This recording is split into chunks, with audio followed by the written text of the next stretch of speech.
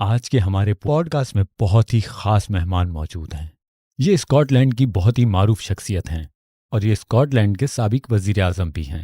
جناب محترم حمزہ یوسف صاحب، خوش آمدید۔ شکریہ، دوبارہ مل کر خوشی ہوئی۔ بہت شکریہ۔ میں نے ہمیشہ آپ کو بہت با اخلاق پایا، چاہے آپ اپنے آفس میں ہوں یا اپنے دفتر سے باہر۔ شکریہ۔ آپ بہت ہی مخلص انسان ہیں، اسی لیے آپ پر اللہ کی مہربانیاں ہیں۔ ان تعریفی الفاظوں کے لیے آپ کا شکریہ۔ اگر یہی بات آپ میرے کسی سیاسی حریف سے کریں تو شاید ان کے خیالات مختلف ہوں گے۔ میں یہ کہنا ضروری سمجھتا ہوں، انسان کو اپنے قدم زمین پر ہی رکھنے چاہیے، اور یہ بات آپ بھی جانتے ہیں۔ آپ کا خاندان آپ کے قدم اکھڑنے نہیں دیتا، جن کے ساتھ ہم خوشگوار وقت گزارتے ہیں۔ اور میں یہاں یہ بھی کہنا چاہوں گا کہ آپ کے ان محبت بھرے جذبات کا بہت شکریہ۔ بہت بہت شکریہ۔ اور دینی حوالے سے بھی آپ جانتے ہیں کہ ہم کتنے عاجز ہوتے ہیں، کیونکہ اسلام میں تکبر کی کوئی گنجائش نہیں۔ آپ نے بالکل صحیح کہا، اور میں یہ بھی کہوں گا، اگر ہم تاریخ اسلام کے عظیم لوگوں کو دیکھتے ہیں، عظیم لوگوں میں سب سے اہم شخصیت حضور پاک صلی اللہ علیہ وآلہ وسلم کی شخصیت میں عاجزی، انکساری، یہ بہت ہی اہم ترین جز تھا، جس سے ہمیں بہت کچھ سیکھنے کو ملتا ہے۔ اور میں بہت محتاط رہتا ہوں کہ کسی معاملے میں انا پرست نہ ہو جاؤں، لہٰذا اعلیٰ کردار کے لیے بہت زیادہ ضروری ہے کہ طبیعت میں عاجزی ہو، اور جو آپ کر رہے ہیں اس کا آپ کو پتہ ہو۔ زبردست۔ آپ اسکاٹ لینڈ کے اب تک کے پہلے نوجوان منسٹر رہے ہیں۔ آپ وہ پہلی شخصیت ہیں جسے دوسرے اقلیتی گروہوں نے بہت سراہا، اور آپ تو اسکاٹ لینڈ کے پہلے وزیر بھی بننے جا رہے تھے۔ تو ان رکاوٹوں کا سامنا کرنا کیسا محسوس ہوا؟ میرا اگلا نقطہ یہ ہے حمزہ، تو اس کے بارے میں آپ کیا کہنا چاہیں گے؟ یہ میرے لیے باعث افتخار تھا۔ میں اپنے دادا کے بارے میں سوچتا ہوں، جو 60 کی دہائی میں شاید پاکستان آئے ہوں گے۔ اس وقت ان کے پاس زیادہ رقم نہیں تھی، وہ گلاسکو میں کہیں رہائش پذیر ہوئے تھے۔ اس جگہ کو کلائڈ بینک کہا جاتا تھا۔ وہاں ایک سنگر سلائی مشین کی فیکٹری تھی، یقیناً آپ کو بھی یاد ہوگا۔ ایک بات اور بتانا چاہوں گا کہ گلاسکو سے باہر کلائڈ بینک ایک چھوٹی سی جگہ تھی جہاں سے لاکھوں سلائی مشینیں دنیا بھر میں جاتی تھیں، اور میرے دادا وہاں پر ہیمر آپریٹر تھے۔ کیا وہ مشینیں آج بھی موجود ہیں؟ ہاں، میرے خاندان کے پاس آج بھی اچھی مشینیں موجود ہیں، اور ہاں، مجھے ان کی کوالٹی پر کوئی شک نہیں ہے۔ دادا نے کبھی سوچا بھی نہیں ہوگا کہ ان کی نسلوں میں سے کوئی، ان کا پوتا، اس ملک کا پہلا وزیر اعظم بن جائے گا۔ یقیناً ان کو اس بات کا اندازہ بھی نہیں ہوگا، یہاں تک کہ وہ کوئی زبان بھی نہیں جانتے تھے۔ لہٰذا میں یہ سمجھتا ہوں کہ یہ اسکاٹ لینڈ کے لیے اسی بات کا منہ بولتا ثبوت ہے۔ اور میں یہ بھی کہوں گا کہ کثیر الثقافتی ماحول کا ہونا ریاست کی طاقت ہے، کمزوری نہیں۔ میں اس بات سے متفق ہوں۔ یہ بہت جہاں دیدہ ہے کہ اس بات کو کافی سال بیت چکے ہیں، اور میرا خیال ہے کہ ایک بڑا مسئلہ ہے جس کا ہم سامنا کر رہے ہیں، اور انشاءاللہ ہم اس پر تفصیلی گفتگو کریں گے۔ بہت سارے لوگ اس وقت کثیر الثقافت کو یہ کہہ کر بدنام کرنے کی کوشش کر رہے ہیں کہ ہم جتنے زیادہ جداگانہ ہوں گے اتنے ہی زیادہ کمزور ہوں گے، اور یہ ہمارے مغربی اقدار کے لیے انتہائی خطرہ ہے۔ برطانیہ کو دراصل آپ کو بتانے کے لیے اچھی کہانی مل گئی، شاید میں ان کی سیاست سے اتفاق نہ کروں۔ ہمارے پاس دوسری نسل سے تعلق رکھنے والے، آپ کے پاس لندن کا میئر صادق خان، ہاں لندن کا میئر، وہ میئر مسلمان تھا، صادق خان مسلمان، اور دوسرا ویلش کا وزیر سیاہ فام، وہ مسلمان نہیں تھا، اور مجھے آپ نے اسکاٹ لینڈ کا وزیر مقرر کیا۔ لہٰذا میرا نہیں خیال کہ یورپ کے کسی دوسرے ممالک میں مختلف رنگ و نسل کے اتنے لوگ اعلیٰ عہدوں پر فائز ہو سکتے ہیں۔ میں یہی بتانے کی کوشش کر رہا ہوں، یہ ہمارے ملک کی سب سے بڑی طاقت ہے، کمزوری نہیں۔ مطلب یہ ہے کہ یہ کام نہ صرف یو کے میں پازیٹیو روشنی پھیلاتا ہے بلکہ پوری دنیا کو پیغام ملتا ہے کہ ہم کتنے جہاں دیتا ہے۔ یقیناً اس بات پر تو ہمیں فخر کرنا چاہیے، اور مجھے خوف بھی ہے، اور بہت سے سیاستدان یہ بھی کہہ رہے ہیں کہ دوسری ثقافتیں ہمیں بہت کمزور کر رہی ہیں، لیکن میرا یہ یقین ہے کہ ہم بہت مضبوط ہیں، چاہے بزنس ہو یا تعلیم۔ ہو سکتا ہے کہ وہ خوف محسوس کریں، یا پھر ہو سکتا ہے کہ وہ اس بات کو درگزر کریں۔ ہاں، دونوں باتیں ہو سکتا ہے، ایسا ہی ہو۔ یہی کچھ وجوہات کی بنا پر میں آپ سے مخاطب ہوں، کیونکہ میں آپ کو دیکھ رہا ہوں۔ ہم سبھی جانتے ہیں کہ مشرقی وسطی میں جو کچھ ہو رہا ہے، خاص طور پہ فلسطین میں، جس پر آپ نے کافی بات بھی کی ہے، اور آپ کے اہل خانہ میں آپ کی اہلیہ کا تعلق غزہ سے ہے، اور ان کے کچھ رشتہ دار ابھی تک وہاں سے نکلنے میں کامیاب نہیں ہوئے، جبکہ جنگ ابھی بھی چل رہی ہے۔ اور ساتھ ہی مجھے جس بات سے بہت زیادہ دکھ ہو رہا ہے وہ یہ ہے کہ وہاں بے قصور معصوم لوگوں کو مارا جا رہا ہے، جو لوگ خود اپنا بچاؤ بھی نہیں کر سکتے۔ یہ بالکل ایسی ہی بات ہے کہ ایک صحت مند آدمی کمزور سے انسان کے ساتھ مقابلہ کر رہا ہو، ان کے پاس تو ہتھیار بھی نہیں، اور آپ نے بہت ہی بہادری، شجاعت اور ہمت کے ساتھ فلسطینیوں کے حق میں آواز اٹھائی۔ ساتھ ہی ایسے بہت سے لوگ جو آپ کی طرح کھل کر آواز نہیں اٹھا سکتے۔ تو کیا آپ اس عمل کی اہمیت کے بارے میں، اور آپ نے کیوں فلسطینیوں کے حق میں اپنی آواز بلند کی، کیا آپ ناظرین کو بتا سکتے ہیں؟ میرا ایسا ماننا ہے کہ یہ بہادری کی نہیں بلکہ دراصل انسانیت اور احساسات کی بات ہے کیونکہ ایک اچھا انسان ہونے کے جی لیے بالکل ہماری بنیاد میں ایک دوسرے سے ہم آہنگی کا عنصر ہونا چاہیے. مطلب یہ ہے کہ ایک عربی اور ایک فلسطینی اسرائیل کے لیے ایک جیسے ہوں اور جی یورپ بالکل. کے لیے ایک جیسے ہوں، پاکستان کے لیے حتیٰ کہ کسی بھی ملک کے لیے یکساں ہوں.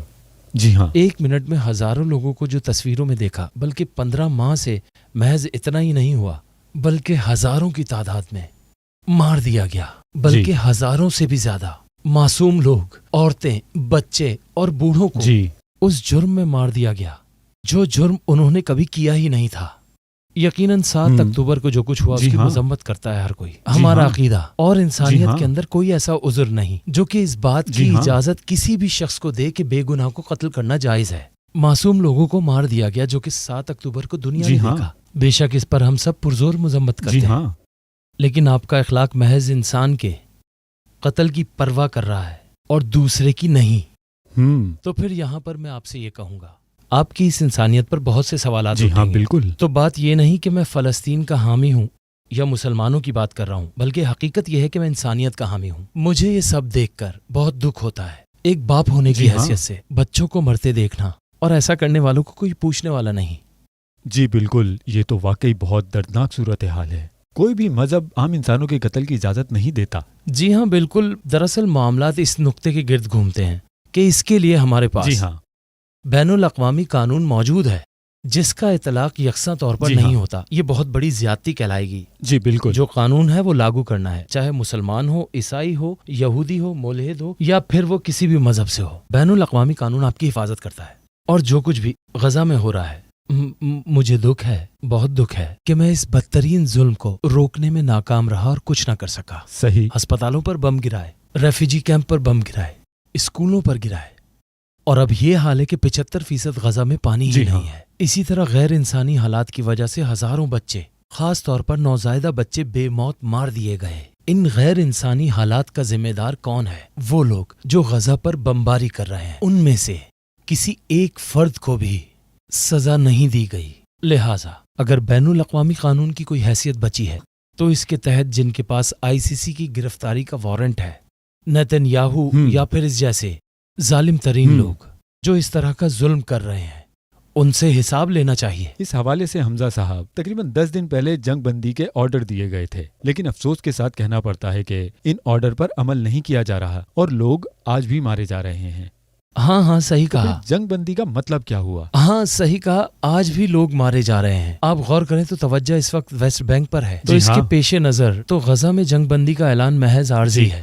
اور جیسا کہ ہم یہ دیکھ رہے ہیں کہ ویسٹ بینک کی طرف توجہ کی ہوئی ہے اور اس کے اطراف کے علاقے پر بھی، بہرحال آج بھی لوگ وہاں پر مر رہے ہیں. اور جنگ بندی کے حوالے سے میں یہ بھی کہنا چاہوں گا، سب سے پہلے تو یہ ہم سب کو مل کر یہ دعا کرنی چاہیے کہ یہ جنگ بندی عارضی نہ ہو، لیکن صورتحال ایسی نظر نہیں آتی، کیونکہ ہم ڈونلڈ ٹرمپ کو سنتے ہیں. اس کو نہیں لگتا کہ یہ مستقبل میں کسی صدر کو تحفے میں ملنے والی یہ جنگ بندی دراصل عارضی ہی ہے. دیکھنے میں سب ایسا ہی لگتا ہے. یہ جنگ بندی نہیں ہے بلکہ عارضی جنگ بندی ہے. یوں کہہ لیجئے یہ ایک عارضی وقفہ ہے اور تشدد دوبارہ شروع ہو جائے گا. لہٰذا ہمیں اس بات کو یقینی بنانا ہوگا کہ بین الاقوامی برادری مل کر یہاں موجود دونوں فریقین پر شدید دباؤ ڈالے اور اس بات کو یقینی بنائے کہ تشدد دوبارہ نہیں ہوگا. اور دوسری اہم بات، میری نظر میں جنگ بندی ایک زبان کی اہمیت رکھتی ہے.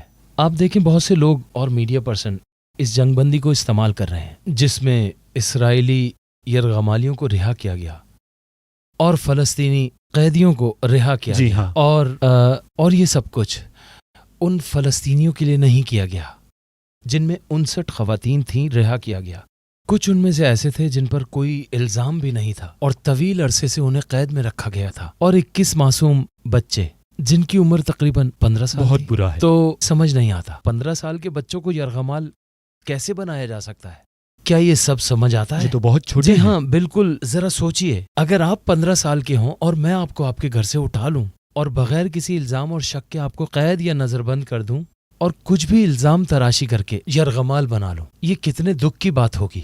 یا کوئی بھی وجہ بنا کر تمہیں اپنا قیدی ہی رکھوں، اور یہ کہوں کہ تمہیں یرغمال بنایا اپنا قیدی نہیں. جی. میرے خیال میں سب سے بڑا مسئلہ یہی ہے کہ ہم نے فلسطینیوں کے ساتھ غیر انسانی سلوک رکھا ہوا ہے، جس کی وجہ سے ظلم مزید بڑھتا ہی جا رہا ہے، کم نہیں ہو رہا، اور کسی کو بھی حراست میں نہیں لیا جا رہا. یہاں پر صحافیوں کی کیا ذمہ داریاں ہیں؟ مکمل طور پر ذمہ داری نہ صرف صحافی بلکہ میڈیا، گورنمنٹ، سب اس میں شامل ہیں. یہ سب بھی ظلم ڈھانے میں برابر کے شریک ہیں. یہ بھی واضح ہے حمزہ صاحب کہ یوکرین کی جنگ میں یوکرینینز کو فلسطینیوں سے بہت زیادہ سپورٹ حاصل ہوئی. کیا اس لیے کہ وہاں کوئی مسلمان نہیں؟ تو اس کے بارے میں آپ کیا کہنا چاہیں گے؟ میرا موقف یہ ہے کہ اسے نسل پرستی یا تعصب کہہ سکتے ہیں. نسل پرستی کے نام پر مارکاٹ بند ہونی چاہیے. اور ہو سکتا ہے میں غلط ہوں، لیکن میں حمایت کرتا ہوں، اور ساتھ جو اقدامات ہم نے ان کی حمایت میں کیے ہیں اس کی بھی بھرپور حمایت کرتا ہوں. اس حمایت کرنے پر میں فخر محسوس کرتا ہوں کہ میں یوکرین کے لوگوں کی حمایت جاری رکھوں.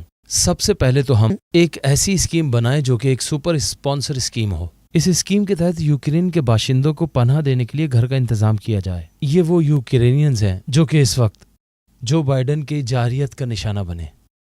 اگر حمایت کی یہ سطح کامیاب ہے تو ہم مزید یوکرینین کو مزید امداد دے سکتے ہیں. یہاں ایک اور خیال آتا ہے کہ ہم ان معصوم بچوں، عورتوں اور مردوں کو وہ امداد کیوں نہیں دے رہے جن کا 7 اکتوبر سے تعلق نہیں. ہم نے اسرائیل میں میوزک فیسٹیول کے دردناک مناظر دیکھے جن کا ان ہلاکتوں سے کوئی بھی تعلق نہیں تھا، لیکن یہ وہی ہیں جنہیں سخت سزا مل رہی تھی. اس کی وجہ بہت ہی سیدھی سی اور سادہ سی ہے کہ عرب میں رہنے والے اور فلسطین کے رہنے والے، اب چاہے وہ مسلمان ہوں، عیسائی ہوں، ملحدی کیوں نہ ہوں، ان سب کی یورپ کی چکا چوند زندگی سے کوئی دلچسپی نہیں، اور یہیں سے نسل پرستی شروع ہوتی ہے. یہ واقعی بہت افسوسناک بات ہے، بہت ہی تکلیف دہ اور دکھ کی بات ہے. میرا فلسطینیوں کے بارے میں مشاہدہ ہے کہ ان کی استقامت اور ایمان بہت غیر معمولی ہے، ناقابل یقین. میں بھی دوسرے انسانوں کی طرح ایک عام انسان ہوں. اگر یہی ظلم میرے ساتھ ہو جائے تو میں تو تباہ ہو جاؤں گا. مجھے یقینی طور پر شدید ذہنی اذیت کا سامنا ہوگا اور باقی زندگی کے لیے مجھے نفسیاتی مدد کی ضرورت ہو سکتی ہے. لیکن اس معاملے میں فلسطینیوں کا صبر قابل دید ہے اور یہی اللہ تعالیٰ کی ان پر رحمت ہے. میں نے آج سے پہلے اتنی زبردست ہمت جی ہاں اور بہادری اور جیسا کہ آپ نے کہا ایمان بھی، ان لوگوں نے اپنے بچے کھو دیے، اور جیسے آپ اور میں فادرز ہیں، جی ہاں، اور جیسا کہ ہم دونوں کی بیٹیاں بھی ہیں، جی ہاں، اور یہ کہ آپ جانتے ہیں ہر والدین کے لیے سب سے بڑا خوف یہی ہوتا ہے. آپ اور میں جانتا ہوں، میں اکثر یہی سوچتا ہوں، اور آپ بھی یہ ضرور سوچتے ہوں گے کہ یا اللہ یہ سب میرے بچے کے ساتھ ہو جائے تو، یا وہ حادثہ پیش آ جائے. اس سے بڑھ کر کوئی دکھ نہیں ہو سکتا. اس کے باوجود بھی فلسطین کے لوگ موجود ہیں جنہوں نے اپنے معصوم بچوں کو کھو دیا، اور کچھ نے تو اپنے سب بچے کھو دیے، اور اس کے باوجود ان کا ایمان، ان کا حوصلہ اور ان کی طاقت، وہ اب بھی اپنی جدوجہد کی بات کرتے ہیں، اپنی زمین چھیننے کی بات کرتے ہیں. میرے نزدیک وہ دنیا کے سب سے مضبوط لوگ ہیں. یقیناً.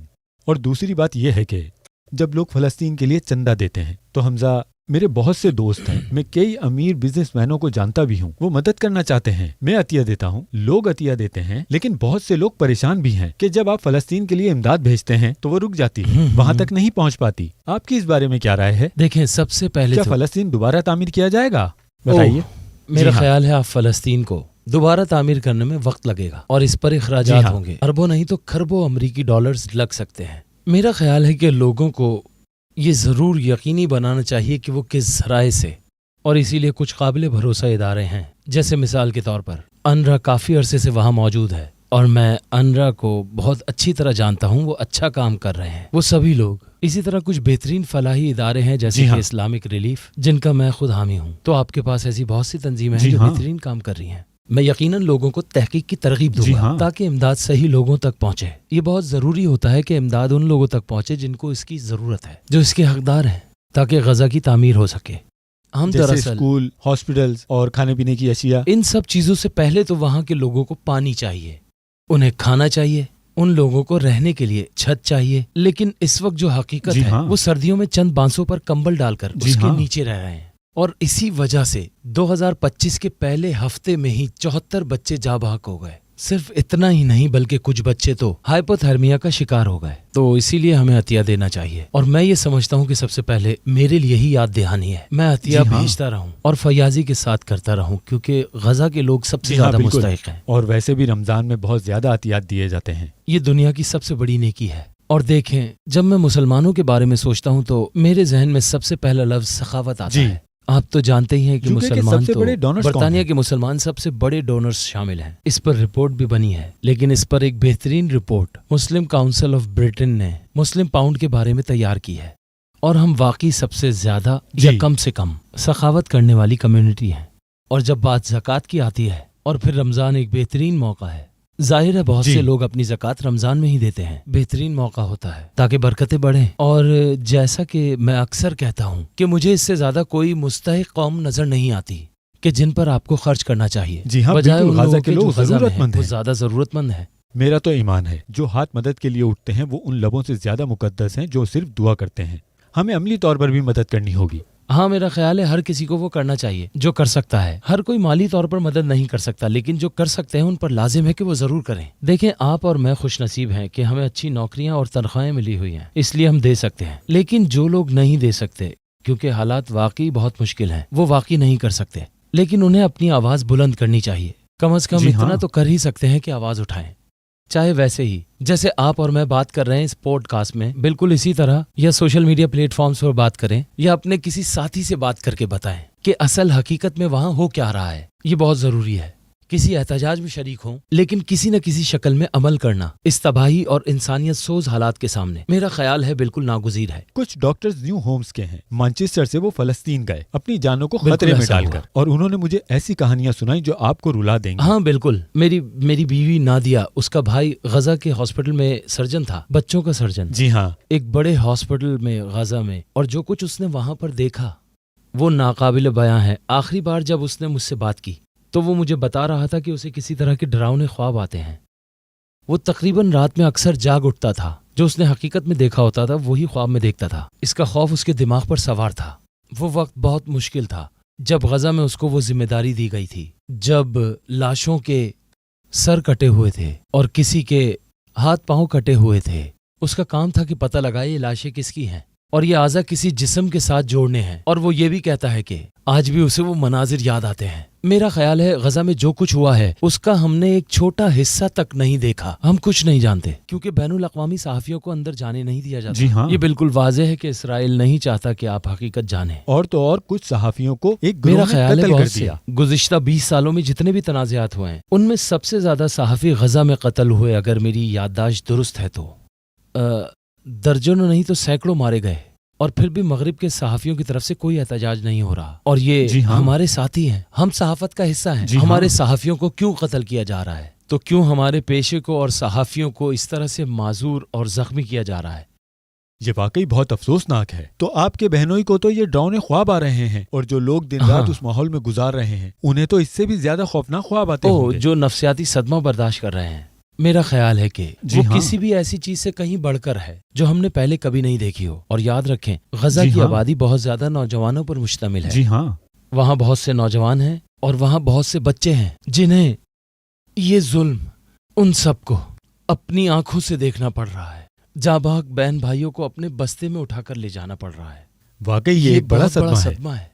یہ درد جو ان معصوم بچوں کو سہنا پڑتا ہے، اس طرح تو آپ زندگی بھر کے لیے گویا اندر ہی اندر مر جاتے ہیں. غزہ کے لوگ شاید دنیا میں سب سے زیادہ صدمہ زدہ آبادیوں میں سے ایک ہیں. آپ بالکل درست کہہ رہے ہیں. ان کی ضرورتیں ہیں سب سے بنیادی اور نفسیاتی اور انفراسٹرکچر کو دوبارہ تعمیر کرنا. یہ سب کچھ کئی برس نہیں بلکہ کئی دہائیاں لے گا. خیر، ہم امید اور دعا کرتے رہیں گے فلسطین اپنی اصل شان و شوکت دوبارہ حاصل کر لے. ہاں بالکل. اور یہ جنگ بندی جلد ہو جائے. میں اپنے تمام چاہنے والوں سے گزارش کرتا ہوں اس ماہ رمضان فلسطین کے لیے دل کھول کر احتیاط دیں. اب ہم آگے بڑھتے ہیں. حمزہ صاحب، ٹرمپ کی ابھی حال ہی میں حلف برداری ہوئی ہے.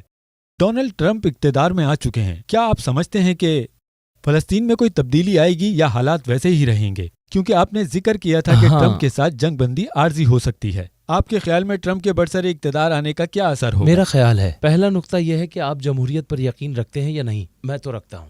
اس لیے جب آپ کا امیدوار نہیں جیتتا آپ نتیجہ قبول کرتے ہیں. یہ ماننا پڑتا ہے کہ الیکشن منصفانہ ہوئے اور جو جیتا وہ بالکل درست جیتا. آپ فیصلہ مانتے ہیں. ڈونلڈ ٹرمپ جیت گیا. جی ہاں. اس کی جیت پر کوئی شک نہیں. میرے خیال میں کمالا ہیرس ایک انتہائی کمزور امیدوار ثابت ہوئی. آپ خود بھی دیکھ سکتے ہیں کہ وہ الیکشن کمپین میں بالکل لوگوں کو متاثر نہیں کر پائیں. میرا خیال ہے ڈیموکریٹس کے پاس امریکی عوام کے لیے کوئی واضح ویژن نہیں ہے، جس بات کو آپ سمجھ سکتے ہیں. اور دوسری طرف ڈونلڈ ٹرمپ نے ایک تحریک کھڑی کی ہے جس پر میں کہنا چاہوں گا مجھے بہت تشویش ہے، اس پر بعد میں بات کریں گے۔ بہرحال جمہوری طور پر منتخب ہوئے، ظاہر ہے انہیں حکومت کرنے کا موقع دیا جانا چاہیے۔ دیکھیں یہ سیز فائر صرف ڈونلڈ ٹرمپ کی وجہ سے آیا ہے، چاہے یہ عارضی ہی کیوں نہ ہو، صرف اس دباؤ کے باعث جو انہوں نے ڈالا، چاہے یہ وقتی دباؤ ہو، کچھ نہیں کہا جا سکتا۔ میں تو ان سے درخواست کرنا چاہوں گا کہ یہ دباؤ جاری رکھیں، یہ بند نہ کریں۔ ہمیں معلوم ہے کہ وہ ڈیل کرنا پسند کرتے ہیں، جی ہاں، اچھے ڈیل میکر ہیں۔ تو سوال یہ اٹھتا ہے کہ کس قیمت پر، یعنی فلسطینیوں کے لیے ڈیل کس قیمت پر ہوگی؟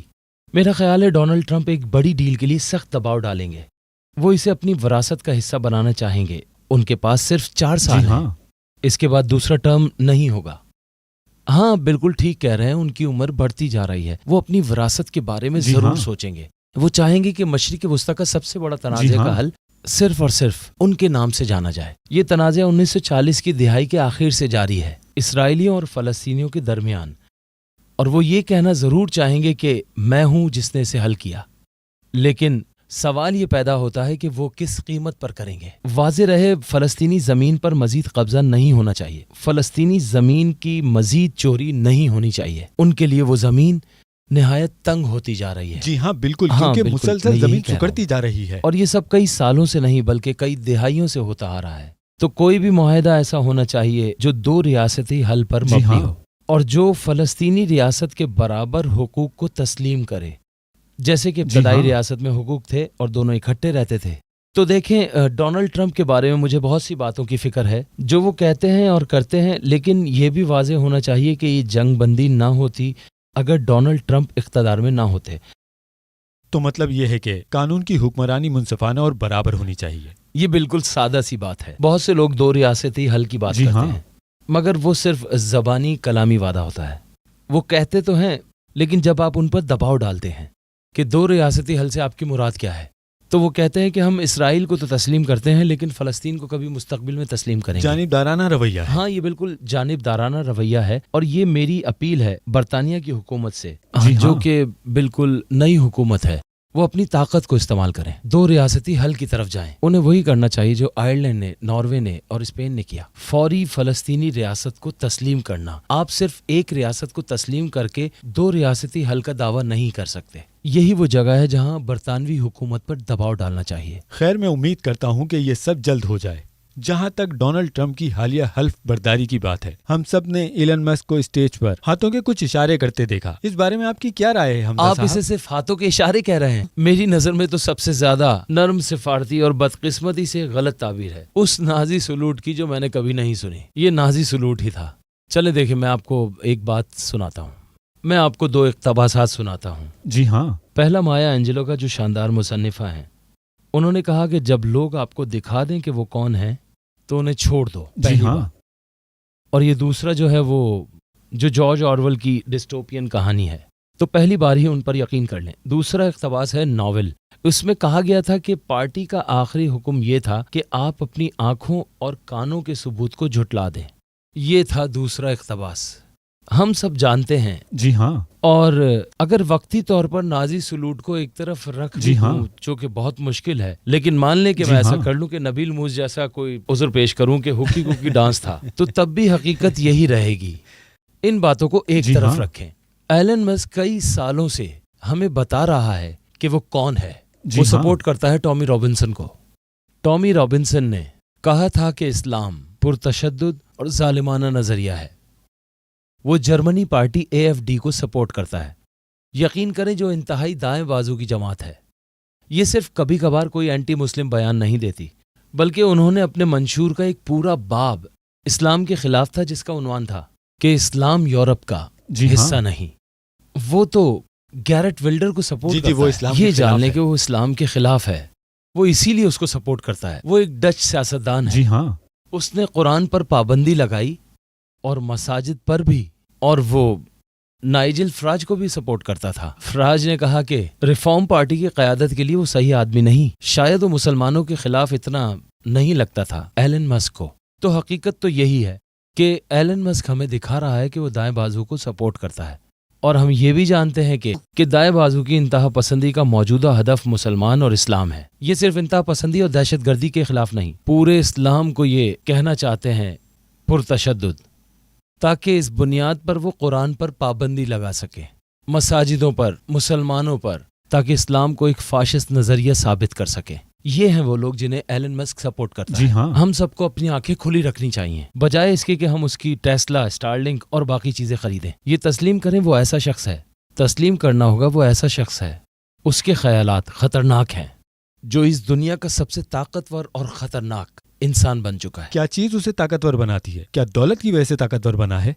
آپ بالکل درست کہتے ہیں۔ اصل بات یہ ہے کہ ٹرمپ کی سرپرستی کے لیے کروڑوں ڈالر خرچ کیے جا رہے ہیں، اور کچھ رپورٹس کے مطابق صدر تک مکمل بے روک ٹوک رسائی حاصل ہے، یہاں تک کہ وہ نوکری کے انٹرویوز میں بھی شریک ہوتا ہے۔ ایک رپورٹ جو میں نے کہیں پڑھی تھی، شاید وہ نیو یارک ٹائمز یا واشنگٹن پوسٹ میں، بتایا کہ وہ قومی سلامتی کی بریفنگز میں بھی شامل ہے۔ جو شخص منتخب نہیں ہوا، نہ کسی سینٹ کی توثیق سے گزرا، نہ ہی اس نے کوئی سینٹ کا عمل مکمل کیا، لیکن اس نے وائٹ ہاؤس میں اپنے لیے اثر رسوخ خرید لیا ہے۔ اب وہ صرف یہی نہیں رکا، بلکہ ایک جمہوری طور پر منتخب وزیر اعظم، جو کہ امریکہ کا خیر خواہ اور اتحادی بھی ہے، اسے ہٹانے کی کوشش کر رہا ہے۔ سر کیئر اسٹارمر سے مجھے بہت سے سیاسی اختلافات ہو سکتے ہیں، مگر وہ آدمی عوام کے ووٹ سے منتخب ہوا، ایک امیر آدمی اسے ہٹانے کی کوشش کر رہا ہے۔ یہ جمہوری طور پر ناقابل قبول ہے۔ لوگوں کو چاہیے کہ اپنی آواز بلند کریں۔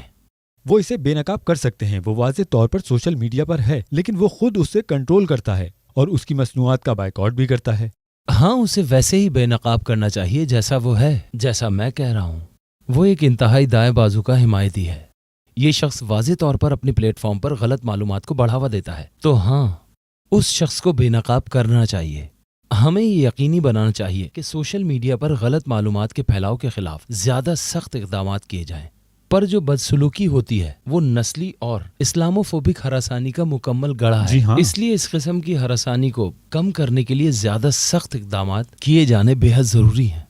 لیکن آپ جانتے ہیں، یہ تمام انتہائی دائیں بازو کے لوگ جن کا ذکر آپ نے ابھی کیا تھا، یہ تمام وہ لوگ ہیں جو اسلام کو نہیں سمجھتے۔ اگر آپ اور میں ان لوگوں کے ساتھ بیٹھیں تو شاید وہ تمام لوگ سمجھ جائیں وہ بس جاہل ہیں، یا شاید وہ اس بات کو سمجھنا ہی نہیں چاہتے۔ سب بہتر ہو سکتا ہے اگر وہ قرآن پڑھیں تو وہ سمجھ جائیں گے کہ اسلام کا مطلب کیا ہے۔ اسلام امن کا درس دیتا ہے۔ لیکن میرا خیال ہے کہ میرا نقطہ نظر آپ سے تھوڑا مختلف ہے، اور میں نہیں سوچتا کہ یہ جہالت سے پیدا ہوا ہے۔ دیکھیں، وہ بے وقوف نہیں۔ میرا خیال ہے ایلن مسک شاید اتنا بے وقوف انسان ہرگز نہیں ہے۔ پاگل پن اور عقل مندی کے درمیان ایک باریک لکیر ہوتی ہے، اور میں سمجھتا ہوں کہ وہ یہ لکیر کئی بار دن میں عبور کرتا ہے۔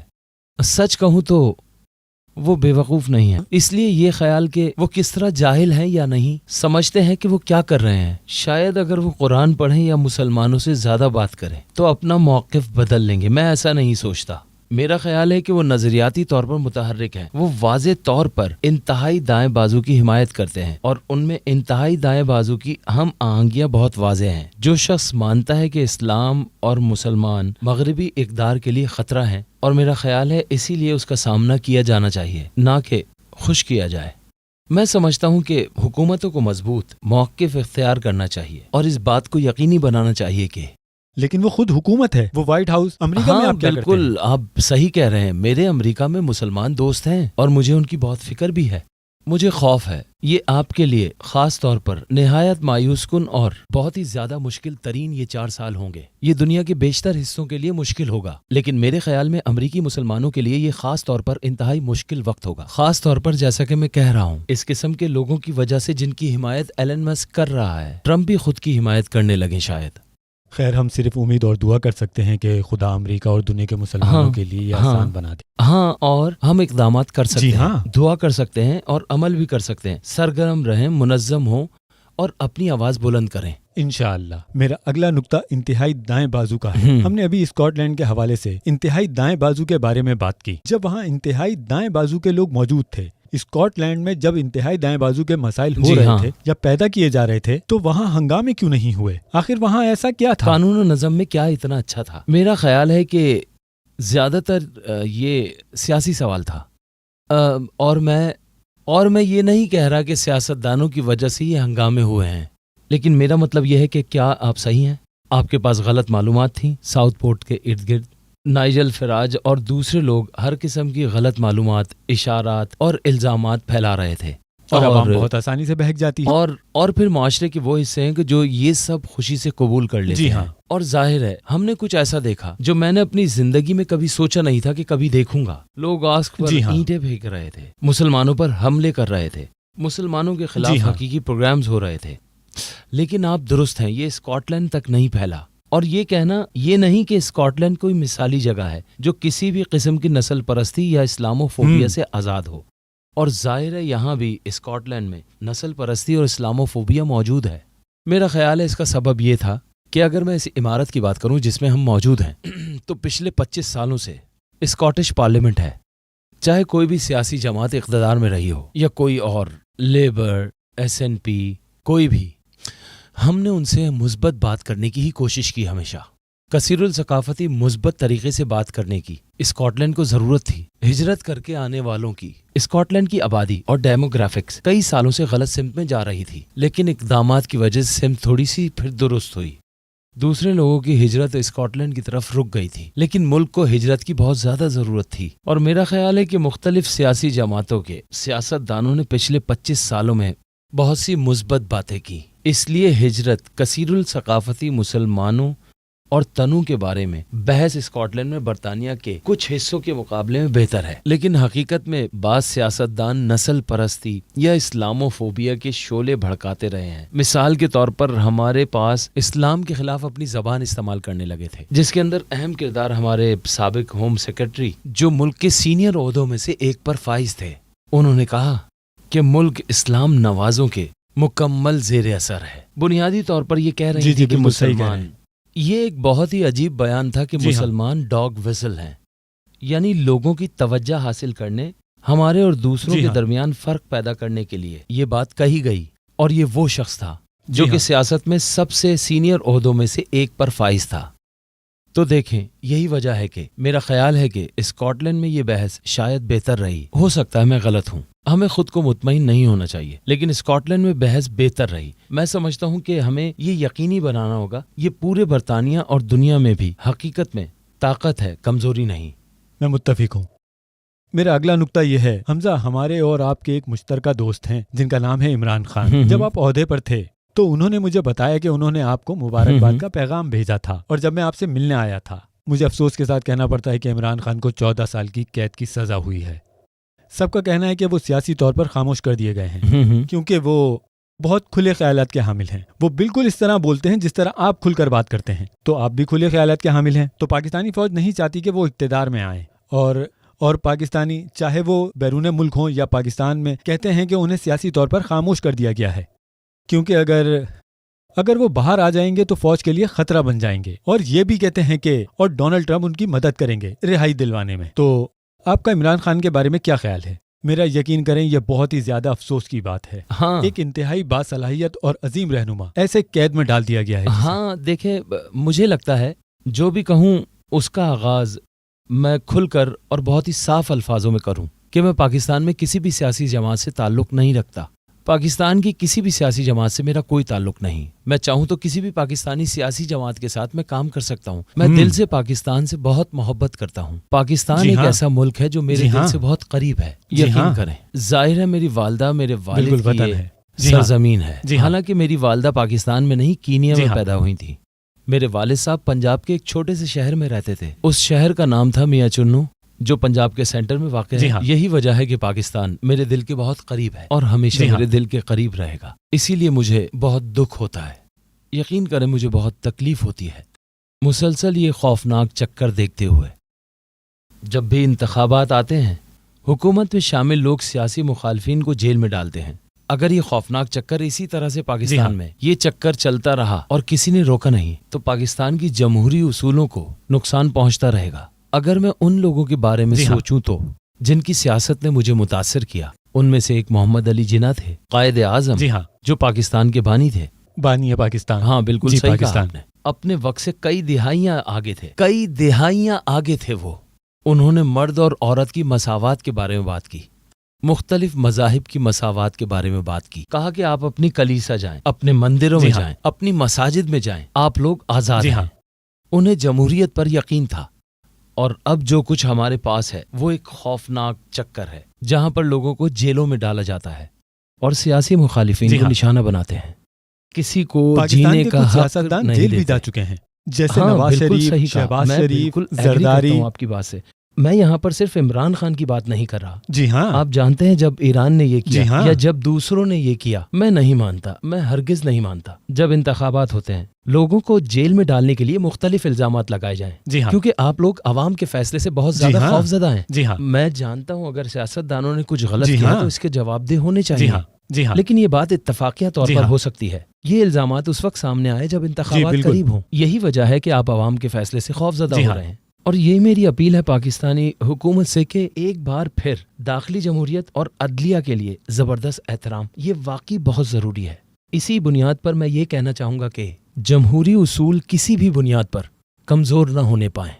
اور ایسے ہی الزامات لگا کر عمران خان کو جیل میں ڈالا گیا. جی ہاں، 14 سال سزا دینا یہ مناسب نہیں ہے. اور یہ واقعی بہت آپ بڑی سزا جانتے ہے. ہیں کہ یہ الزامات سیاسی مخالفین کے خلاف اکثر لگائے جاتے ہیں انتخابات کے بعد.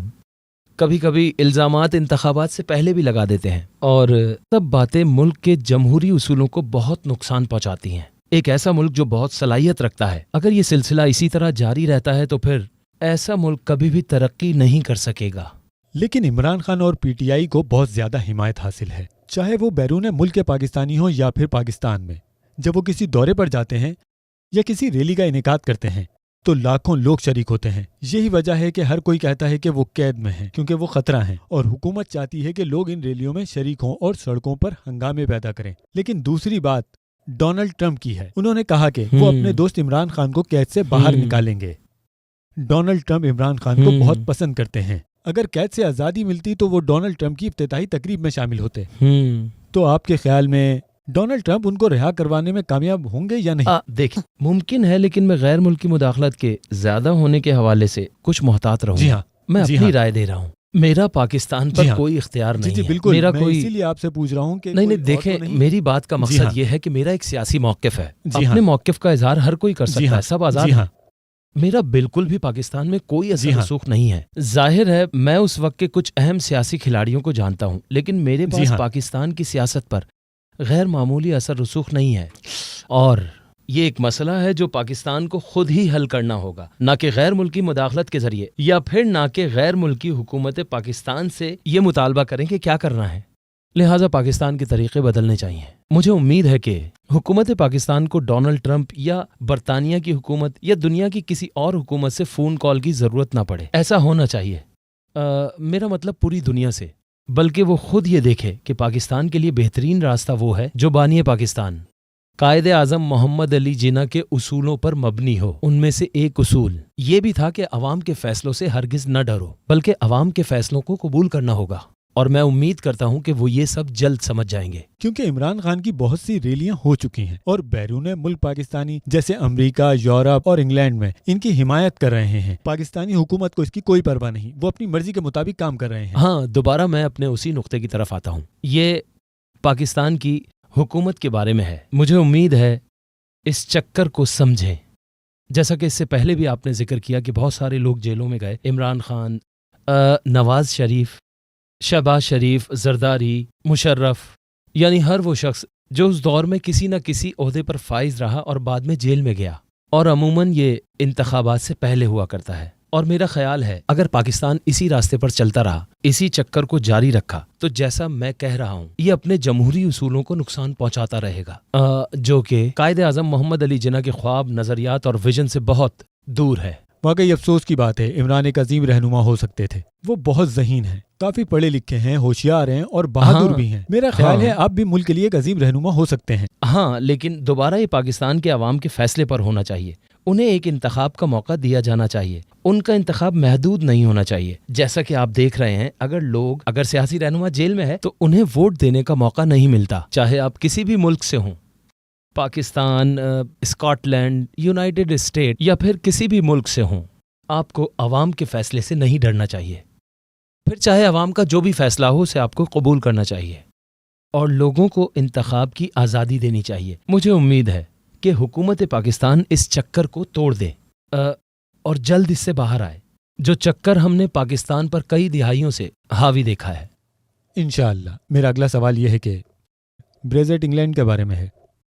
क्या आपके ख्याल में इसकी वजह से स्कॉटलैंड खुद मुख्तार बन जाएगा या नहीं, और आपका इस बारे में क्या ये नुक्ता बहुत ही नज़र है? दिलचस्प बात है कि आपने ये सवाल मुझसे ब्रेक्जिट इंग्लैंड के मुतालिक पूछा। सिर्फ इंग्लैंड के लिए नहीं, स्कॉटलैंड के लिए क्या हुआ? हमने तो वोट भी नहीं दिया था। अगर आप 2016 में होने वाले रेफरेंडम को याद करें तो स्कॉटलैंड में अक्सरियत की परसेंटेज के हिसाब से बात करें तो तकरीबन 60% से ज्यादा यूरोपीय यूनियन में रहने के हक में वोट दिया था। ये एक हैरत अंगेज बात है। उसके बावजूद भी हमें यूरोपीय यूनियन से बाहर निकाल दिया गया था क्योंकि इंग्लैंड ने उसके हक में वोट दिया था। तो गुज़िश्ता पिछले 10 सालों से बहुत ही ख़राब सूरत हाल रही है, जहां ब्रेक्जिट एक बहुत ही तबाहकुन फैसला रहा। स्कॉटलैंड के कारोबार को बहुत नुकसान पहुंचाया। सिर्फ स्कॉटलैंड के ही नहीं बल्कि बरतानिया के भी हिस्सों को नुकसान पहुंचा। हम फिर भी इसमें फंसे हुए हैं क्योंकि बरतानिया से जुड़े हैं। और हकीकत यह है कि मैं स्कॉटिश खुद मुख्तारी पर यकीन रखता हूँ। मैं खुद मुख्तारी पर यकीन रखता हूँ क्योंकि मेरा ख्याल है कि स्कॉटलैंड की आवाम को अपने मुस्तकबिल के बारे में फैसले करने चाहिए, बिल्कुल अपने तौर पर, किसी और मुल्क के जरिए नहीं। अगर हम वोट देते हैं कि यूरोपीय यूनियन में रहना है या नहीं, ये हमारी मर्जी जी है, हाँ। ना कि हमारी मुखालफत करके हमें यूरोपीय यूनियन से बाहर निकाल दिया जाए। तो क्या आप वापस अपने ओहदे पर आना चाहेंगे? मेरे कहने का मतलब ये है कि क्या आप ये ओहदा दोबारा संभालना चाहेंगे? क्या कहेंगे इस बारे में? इसमें सबसे अहम बात यह है कि मैं फर्स्ट मिनिस्टर के ओहदे से सबकदोश होने के बाद एक वालिद और एक शौहर होने की जिंदगी का लुत्फ उठा सका, और पहली बार मैंने अपने बच्चों के खेलों के दिन में शिरकत की। इससे पहले मैंने कोई फंक्शन अटेंड नहीं किया था। जब मैं फर्स्ट मिनिस्टर था या हेल्थ मिनिस्टर था, उस 12 साल तक मैं बहुत मसरूफ रहा क्योंकि आप हुकूमत के एक बड़े ओहदे पर फाइज थे। मैं नहीं जीता, जो कि वाकई परेशान कुन था मुझ जैसे इंसान के लिए जो कि मुकाबले की फिजा को पसंद करता है, और मैं हारा भी नहीं। ये निजात का सबब था। मैंने इस रेस में हिस्सा लिया। ये पहला मौका था कि मैं बच्चों के फंक्शन में गया। मेरी एक सौतेली बेटी है जो 15 साल की है। दिलचस्प बात यह है कि कैमरे पर आने से पहले ये पहला मौका था जब मैं किसी वालिदैन के शाम के फंक्शन में गया था। तो इस सवाल का मुख्तसर जवाब यह है कि नहीं, मैं दोबारा ओहदे के लिए नहीं खड़ा हूंगा क्योंकि अगले स्कॉटिश इंतखाबात 2026 में होंगे। अगले साल मैं दोबारा नहीं खड़ा हूंगा, और मैं देखूंगा कि जिंदगी में और क्या मौके हैं, और क्या चीजें हैं जो मुझे करनी है, और क्या चीजें हैं जो मैं कर सकता हूँ। मैं ये चाहता भी हूँ और उम्मीद भी है सियासी क़यादत में नई नस्ल को आने का मौका मिलेगा। आपके ख्याल में नौजवानों का सियासत में जाना कैसा है? आप क्या सोचते हैं? और ये भी बताइए कि नौजवान बच्चों या नौजवान बालिगों का सियासत में जाना कैसा तजर्बा होता है? अब ये पहला जैसा वकार नहीं रखता क्योंकि आजकल हर कोई समझ रहा है, क्योंकि दुनिया बहुत तब्दील हो चुकी है। जैसा कि हमने पहले डोनाल्ड ट्रंप और फिर एलन मस्क और दीगर लोगों के पस मंजर में ताकत रखने के बारे में बात की। आपका नुक्ता नजर क्या है, और आप क्या मशवरा देंगे आज की नौजवान नस्ल को कि वो किस तरह सियासत में आ सकते हैं, किस तरह सियासत में एक बड़ा मुकाम हासिल कर सकते हैं? क्योंकि कुछ नौजवान बालिग जो सियासत की तालीम हासिल करते हैं, इनके नजरियात हमारे नजरियात से मुख्तलिफ हैं। मेरी बात बिल्कुल सादा है, मेहनत करें, शामिल हों। तो मेरे वालिद, जी हाँ, जब मैं छोटा था, जिस वक्त मेरी उम्र तकरीबन 16 साल थी, उस वक्त 9/11 का वाक़या हुआ था। तो मैंने खबरें देखना शुरू की और दुनिया में होने वाले मजालिम देखे। वो मजालिम देखकर मैं चीखा करता था। एक दिन मेरे वालिद साहब ने कहा कि तुम्हें गुस्सा करने के बजाय कुछ करना चाहिए। जबरदस्त, हाँ, अच्छा बिल्कुल, मशवरा था। हाँ, वो मेरे लिए एक अहम मोड़ था। मैंने कहा ठीक है, करूंगा। और फिर इस तरह मैंने सियासत में शामिल होना शुरू कर दिया, सियासत को पढ़ना शुरू किया, सियासत को समझना शुरू किया, और बिलाखिर मेरी मेहनत और माँ बाप की दुआओं का नतीजा ये निकला कि खुदा के फजल से मुझे फर्स्ट मिनिस्टर का ओहदा मिला। और मैं किसी भी नौजवान से यही कहूंगा, अगर अपने इर्द गिर्द की दुनिया को बदलना चाहते हो तो जरूर सियासत में आओ। और उसके साथ जो दूसरा मशवरा मेरे वालिद ने मुझे दिया और आज भी अहम है, वो ये है कि अपना मकसद वाज़े रखें।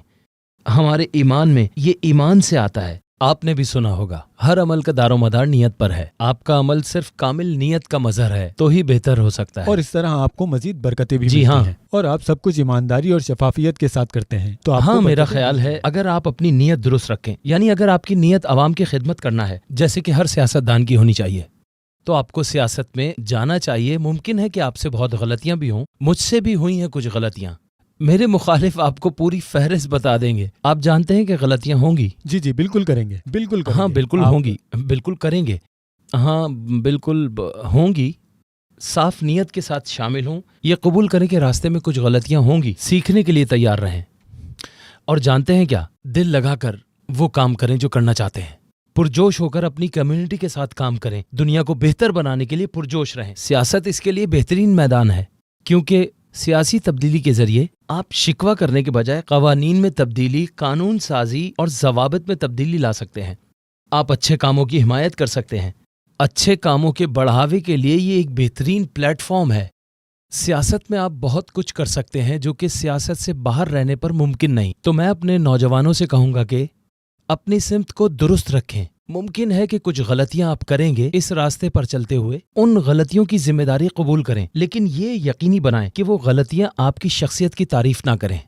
پہلے منسٹر بننے کے بارے میں ہم دوبارہ بات کرتے ہیں۔ آپ نے کہا آپ فیملی کے ساتھ مصروف ہیں، لیکن شاید جب آپ کے بچے سب شادی شدہ ہو جائیں جیسے ڈونلڈ ٹرمپ کے بچے، تب آپ شامل ہونا چاہیں گے۔ اگر آپ میرا ڈونلڈ ٹرمپ کے ساتھ موازنہ کریں تو شاید میں تھوڑا پھنس جاؤں گا۔ دیکھیں، حقیقت یہ ہے کہ میں نے کبھی اپنی زندگی کے لیے کوئی بڑا طویل منصوبہ نہیں بنایا کہ یہ کہاں لے جائے گا۔ آپ بس حالات کے ساتھ چلتے ہیں، اور اللہ سب سے بہترین منصوبہ ساز ہے، آپ کو اسی وقت وہیں رکھتا ہے جہاں آپ کو ہونا چاہیے۔ تو دیکھیں، میں واقعی بے حد خوش قسمت رہا ہوں۔ میں ہمیشہ شکر گزار رہتا ہوں۔ میں اپنی بیوی سے کہتا ہوں اور وہ مجھ سے کہتی ہے، ہمیں 24 گھنٹے، کیونکہ میں تمام نعمتوں کے لیے شکر گزار ہوں۔ جب آپ شکر گزاری کرتے ہیں تو واقعی آپ کو برکتیں ملتی ہیں۔ ہاں، میرا خیال ہے کہ یہ درست ہے۔ تو میں بہت زیادہ شکر گزاری کی مشق کرتا ہوں اور اپنے بچوں کو بھی یاد دلاتا ہوں کہ ہمیشہ کوشش کرتے رہنا، جو کبھی کبھی تھوڑا مشکل ہو سکتا ہے۔ آپ جانتے ہیں کہ جو کچھ آپ کے پاس ہے اس کے لیے شکر گزار رہو، کیونکہ سب سے بہتر عطا کرنے والا صرف خدا ہے۔ 2026 کے بعد میں جو کچھ بھی کروں گا وہ دلچسپ میری ہوگا۔ دعائیں آپ کے ساتھ ہیں۔ بہت بات شکریہ۔ یہ ہے حمزہ، جب میں آپ سے آخری سوال پوچھوں، اس سے پہلے میرے پاس 2 سوال اور ہیں۔ 2 سوال اور کروں گا میں آپ سے۔ آپ نے سیاست میں جاتے ہوئے کن چیلنجز کا سامنا کیا؟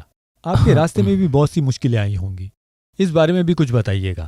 ہاں، بالکل صحیح بات ہے۔ اقلیتی فرد ہونے کے طور پر یا دوسری نسل کے طور پر صاف کہوں تو آپ ان کے نشانے پر ہوتے ہیں۔ زیادہ تر لوگ آپ کو نشانہ بنانے کی کوشش کر رہے ہوتے ہیں۔ آپ یقین کریں یا نہ کریں، آپ کے مخالف بھی، پریس بھی اور میڈیا بھی آپ کو نیچا دکھانے کی کوشش کریں گے۔